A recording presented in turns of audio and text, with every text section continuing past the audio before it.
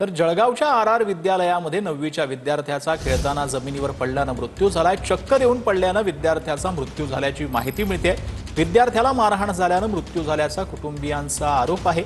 मृत्यू झालेल्या विद्यार्थ्यांचे कुटुंबीय शाळेमध्ये ठाण मांडून बसले। जोपर्यंत चौकशी करून कारवाई होत नाही तोपर्यंत मृतदेह ताब्यात घेणार नाही, कुटुंबियांनी हा पवित्रा घेतला। हीच मागणी आहे की कसं तुम्ही कॅमेरे चेक करावा, काय झालंय काय नाही, का कोण मारलंय की काय। एवढा जेव्हा पडला होता ना त्याला लागलं होतं, आता तो पडलं तर लागलेलं कुठेच नाहीये।